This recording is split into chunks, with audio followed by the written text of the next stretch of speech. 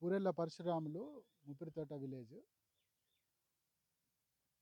Police స్టేషన్కి వచ్చి వాళ్ళ కొడుకును పూరెళ్ళ సాయి కుమార్ అనే వ్యక్తిని ముత్యం సదయ్య, ఇదే విలేజ్కి సంబంధించినటువంటి ముత్యం సదయ్య అతని వైఫ్ గొడ్డలతో నరికి చంపిందని పోలీస్ స్టేషన్లో కంప్లైంట్ ఇవ్వడం జరిగింది. అదేవిధంగా ఇంకో కొంతమంది మీద కూడా అనుమానం ఉన్నదని కూడా కంప్లైంట్ ఇవ్వడం జరిగింది. దీనికి సంబంధించి ఇన్వెస్టిగేషన్ చేస్తున్నాము. నిన్న రాత్రి 10 గంటల సమయంలో ఇక్కడ డిసీజ్డ్ అతని ఫ్రెండ్స్తో బర్త్డే పార్టీ చేసుకుంటున్న క్రమంలో అక్యూజ్డ్ వాళ్ళ వైఫ్తో డిసీజ్డ్కు లవ్ అఫైర్ ఉన్నదన్న కారణం చేత గొడ్డలతో నరికి చంపినట్టుగా కంప్లైంట్ ఇవ్వడం జరిగింది. దీనికి సంబంధించి ఇన్వెస్టిగేషన్ చేస్తున్నాము. ప్రస్తుతానికి పిఎంఈ కంప్లీట్ అయింది. క్లూస్ టీమ్ కూడా విజిట్ చేసి సాక్ష్యాధారాలను సేకరించడం జరిగింది.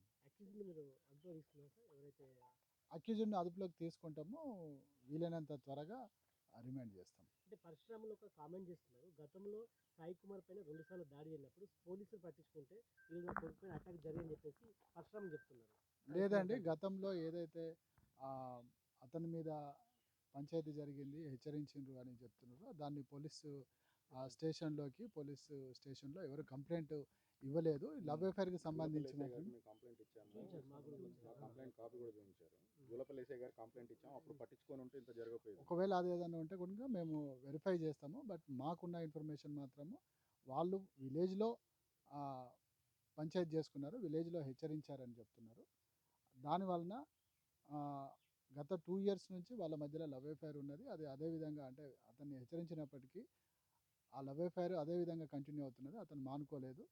దీనివలన అతను ఫర్దర్గా అతని గొడ్డలతో నరికి చంపడం అనేది. ఎంతమంది హత్యలో పాల్గొన్నారు? మెయిన్గా సదయ్య అనే వ్యక్తి, అతని వైఫ్ ఈ హత్య చేసినట్టుగా, మిగిలిన వాళ్ళ మీద కూడా అనుమానం ఉన్నదన్నట్టుగా ఇచ్చారు. హతుడి తండ్రి ఏమో ఇది ప్రీ ప్లాన్ మర్డరు, చాలా ప్లాన్గా ఉన్నారు, 6 ఉన్నారు, 2 టీములుగా విడిపోయారు చీకట్లో, ఇది పోలీసులు ముందు పట్టించుకుంటే బాగుండేది. లేదండి, పోలీసులు ముందు పట్టించుకుంటే బాగుండేది అనేది ఇది అవాస్తవమైన విషయము. పోలీసులకి వాళ్ళు ఎప్పుడు కంప్లైంట్ ఇచ్చినట్టుగా లేదు. ఒకవేళ అదేదన్నా ఉంటే మేము అది కూడా వెరిఫై చేస్తాము. బట్ ఇక్కడ అతన్ని చంపాలనే ఉద్దేశంతోనే అతను గొడ్డలు పట్టుకొని వచ్చి ఇక్కడ అటాక్ చేయడం జరిగింది. పరువు హత్య అని భావిస్తున్నారు దీన్ని? అంటే దీన్ని పరువు హత్య అనే బదులు వాళ్ళ డాటర్తో లవ్ అఫైర్ ఉండడము, దాన్ని హెచ్చరించినప్పటికీ ఇతను ప్రవర్తన పద్ధతి మార్చుకోకపోవడం వలన జరిగినట్టుగా చూడవచ్చు. ప్రైమరీగా ఏ సెక్షన్ కింద కేసు నమోదు చేశారు? దీన్ని మర్డర్ కేసు సెక్షన్ పెట్టడం జరిగింది. అంటే ప్రేమ పెళ్లి చేసుకుందామనే అవకాశం ఉంది. ఈ వారం రోజులు అటువంటి ప్లాన్ వాళ్ళ తండ్రి గమనించి హత్య చేసిందని మీరు భావిస్తాం. ఎంక్వైరీలు ఏం తెలియదు?